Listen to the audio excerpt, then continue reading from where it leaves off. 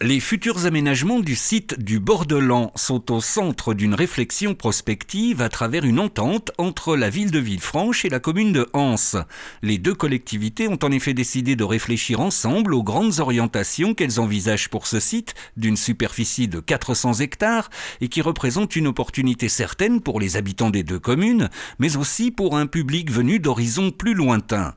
L'idée du projet, c'est qu'on a un site qui est assez magnifique, avec des atouts naturels, la Saône, des espaces verts, des lacs, avec déjà un certain nombre d'activités humaines qui existent dessus, le loisir avec la baignade, la pêche, avec des espaces de restauration, des campings, un petit train touristique et tout un autre tas d'activités de loisirs. Et c'est de se dire qu'on a sans doute un gros pôle à créer qui nous permettrait, tout en préservant un cadre naturel, puisque c'est son atout à ce projet, mais d'avoir un grand pôle de loisirs entre le lac de Miribel-Jonage dans la banlieue lyonnaise et le lac des Sapins à Thizy. On pense qu'il y a sans doute quelque chose à développer le long de l'autoroute. D'abord, ça servira à nos habitants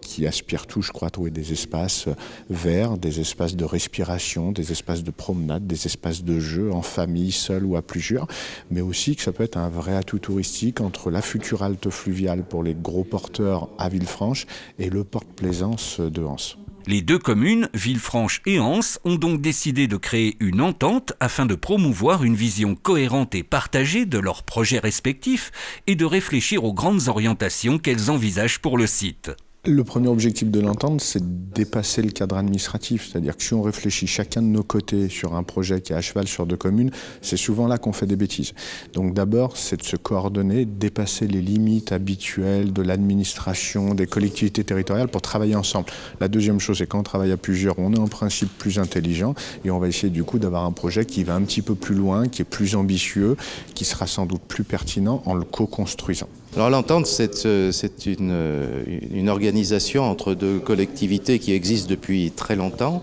et que nous avons souhaité utiliser puisque ni la commune de Villefranche ni la commune d'Anse n'est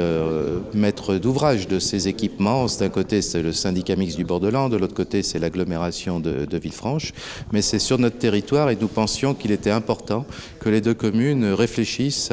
en effet, c'est l'avenir de ces 300 ou 400 hectares que nous avons entre Anse, Villefranche,